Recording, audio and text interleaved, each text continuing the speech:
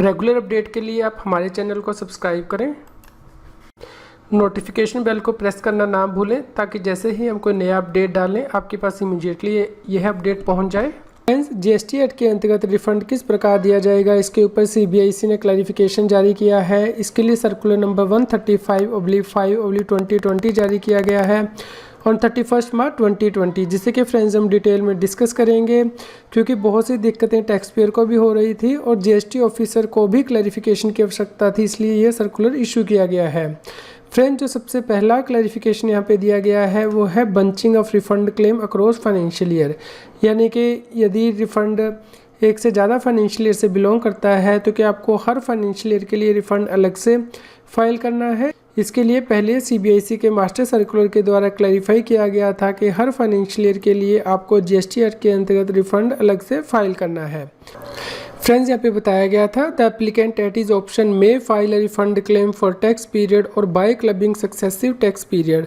यानी कि यदि एक से ज़्यादा टैक्स पीरियड का रिफंड फाइल करना है तो वो क्लब किया जा सकता है, लेकिन एक फाइनेंशियल ईयर के लिए अलग से एप्लीकेशन फाइल करनी है और अगले फाइनेंशियल ईयर के लिए अलग से एप्लीकेशन फाइल करनी है। The period for which refund claim has been filed however can not spread across different financial years. Friends, इसके बाद दिल्ली हाई कोर्ट के द्वारा जजमेंट दी गई थी जिसमें कि कहा गया था कि circular can supplant but not supplement the law. Circular might mitigate rigours of law by granting administrative relief beyond relevant provision of the statute. However central government is not empowered to withdraw benefit और impose stricter condition than postulated by the law, यानी कि जो law में कहा गया है benefit देने हैं वो गवर्नमेंट सर्कुलर के द्वारा विड्रॉ नहीं कर सकती। इसी प्रकार मर्चेंट एक्सपोर्टर के द्वारा ये कंप्लेंट की जा रही थी कि उन्होंने सप्लाई तो फाइनेंशियल ईयर के लास्ट क्वार्टर में की है और एक्सपोर्ट अगले फाइनेंशियल ईयर में किया है, इसलिए उन्हें इनपुट एज क्रेडिट का रिफंड नहीं मिल रहा था। इस प्रकार सीबीआईसी ने क्लैरिफाई किया है कि जो रिस्ट्रिक्शन लगाई गई थी कि आप डिफरेंट फाइनेंशियल ईयर के टैक्स पीरियड के लिए रिफंड क्लेम को क्लब नहीं कर सकते हैं, उसे रिमूव कर दिया गया है। The restriction on bunching of refund claim across financial year shall not apply. Friends, अगला क्लैरिफिकेशन दिया गया है यदि जीएसटी के रेट रिड्यूस होते हैं तो क्या इनपुट एज क्रेडिट का रिफंड क्लेम किया जा सकता है, क्योंकि इन्वर्टेड ड्यूटी स्ट्रक्चर ये कहता है कि यदि व्यक्ति के जीएसटी के रेट आउटपुट सप्लाई पे कम है और इनपुट पर जीएसटी के रेट ज़्यादा है तो वो रिफंड क्लेम कर सकता है। फ्रेंड्स, यहाँ पे एग्जांपल के द्वारा समझाया गया है। मान लीजिए एप्लीकेंट ट्रेडिंग कर रहा है गुड्स में और वो गुड्स को 18% जीएसटी के रेट से परचेज कर रहा है, बाद में इस गुड्स पर जीएसटी के रेट 12% हो जाते हैं तो व्यक्ति इस केस में रिफंड क्लेम कर रहा था। इसके लिए सीबीआईसी के द्वारा क्लैरिफाई किया गया है it may be noted that the refund of accumulated ITC of section 54 of CGST Act is available where the credit has accumulated on account of rate of tax on input being higher than rate of tax on output supply. It is noteworthy that the input and output being the same in such cases, though attracting different tax rate at different point in time, do not get covered under the provision of section 54 of the CGST Act. It is hereby clarified that refund of accumulated ITC of section 54 of CGST Act would not be applicable in cases where the input and output supplies are the same. इस प्रकार friends, यदि GST के rate reduce होते हैं तो आप input as credit जो accumulate हो गया है उसका रिफंड क्लेम नहीं कर पाएंगे। इसके अलावा फ्रेंड्स, जो अगला अपडेट दिया गया है वो है जीएसटी रिफंड से रिलेटेड फॉर्म RFD 01 फाइल किया जाता था। सर्कुलर में बताया गया था कि कब आप जीएसटी का रिफंड क्लेम कर सकते हैं। इसमें डिफरेंट सिनेरियो दिए गए थे,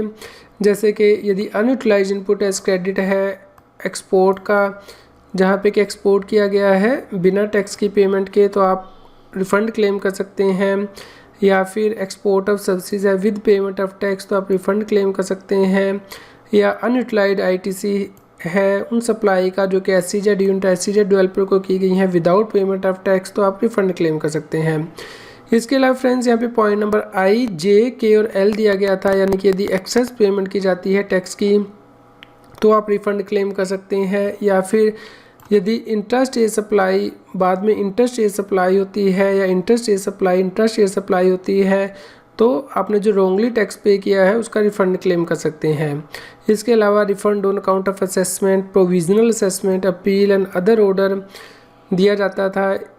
इसके अलावा refund on account of any other ground और रीज़न भी दिया जाता था।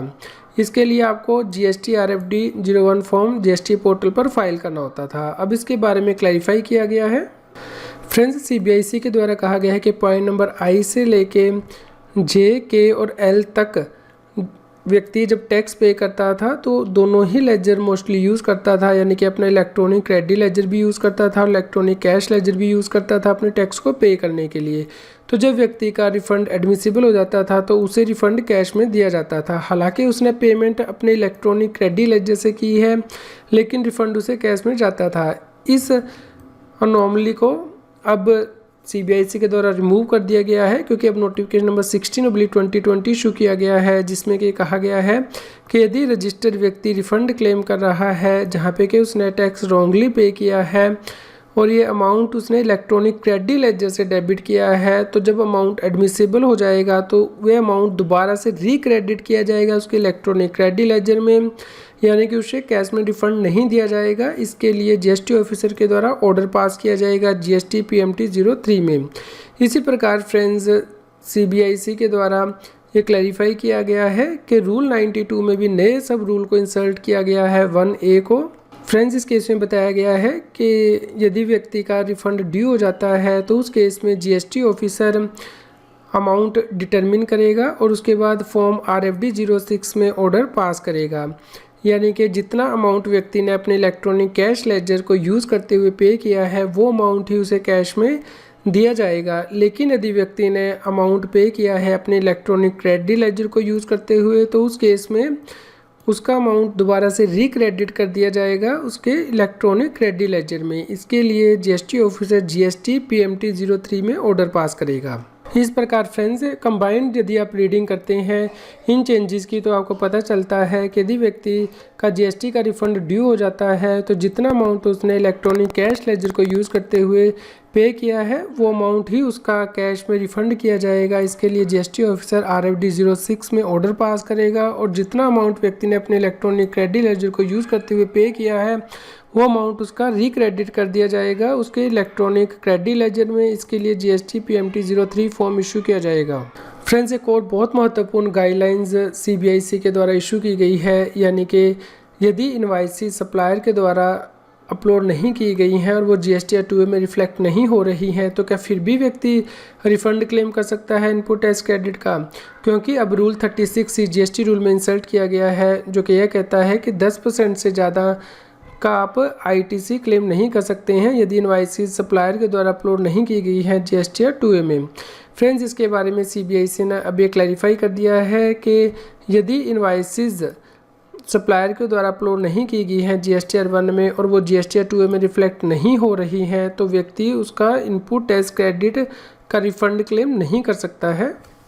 इस प्रकार फ्रेंड्स, अब आप एक्यूमुलेटेड इनपुट टैक्स क्रेडिट का रिफंड तभी क्लेम कर सकते हैं यदि सप्लायर ने GST R1 में उन इनवाइसेस की डिटेल अपलोड कर दी है और वो आपके GST या 2A में रिफ्लेक्ट हो रही है। इसके अलावा फ्रेंड्स, अगला क्लैरिफिकेशन HSN और SCC से रिलेटेड दिया गया है, यानी कि जब GST या 2A देखते हैं तो उसमें गुड्स या फिर सर्विस के बारे में कोई डिटेल उपलब्ध नहीं होती है। इस प्रकार ये पता करना मुश्किल होता है कि input tax credit capital goods पर कितना है, इनपुट्स पर कितना है, इनपुट सर्विसेज पर कितना है।